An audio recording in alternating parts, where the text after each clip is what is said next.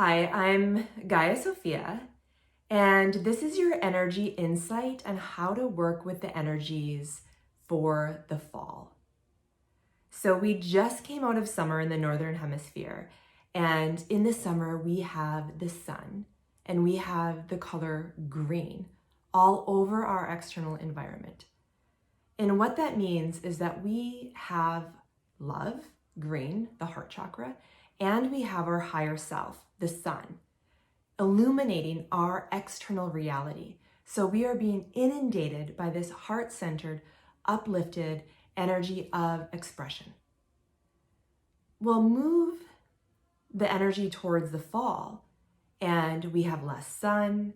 Green has now turned into red, to orange, to yellow, and we are being asked at this time to let go of what we have attached to that isn't in our highest alignment and truth. So for each of you, it is going to be different. But those three colors, red, orange, yellow, relate to the first chakras, the first, the second, and the third. And these chakras are governed by our ego self. So when they are out of balance, they attach to things in the physical world that will produce safety and security for the ego, not for your divine self. So you're being asked in the fall to look at the places in your life where you are creating a reality based on the temporary embodiment of the ego versus the eternal divine connection of the higher self. So how that shows up is going to be in your relationships, in your work, in your friendships. And you get to review because it's up and it's going to feel like dissonance. That's why during this time, more people get seasonal affective disorder. Like, it's not just about the sun going away. It's also because they are being stripped of their external distraction, and now they have to settle into their own vibration.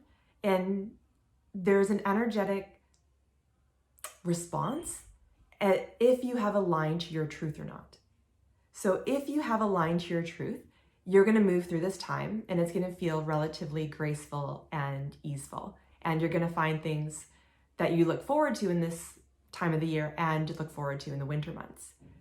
But if you have not aligned with your higher self, and that's okay, it's because there's fears, mainly around safety, security, and misidentification because of our collective conditioning that have caused you to desire comforts in the external world without it being married to that divine self, to the spirit self.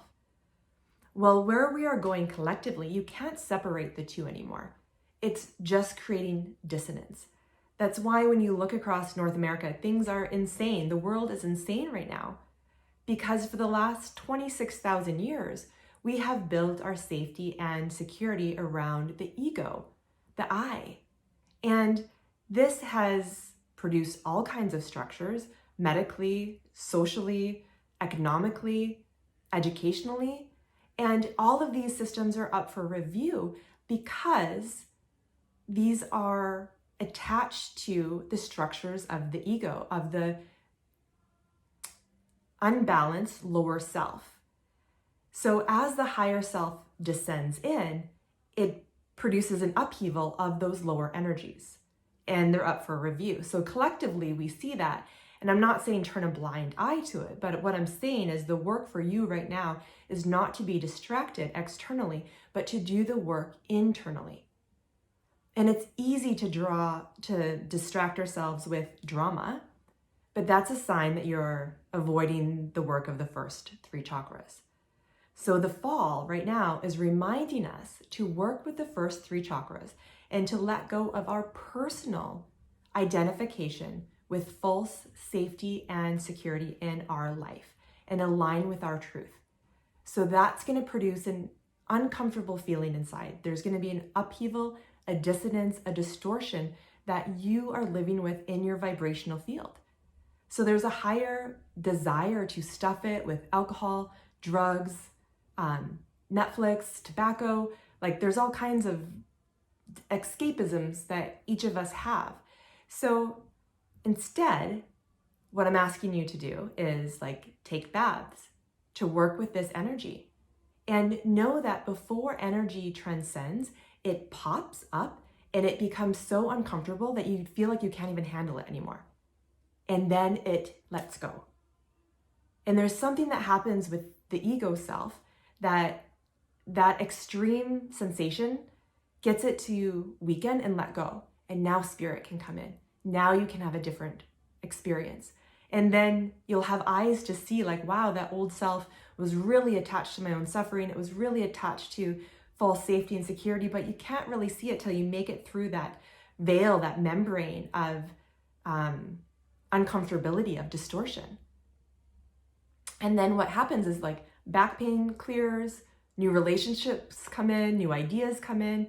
So you have to let something go to receive your higher self. You have to move something out to receive resonance and truth.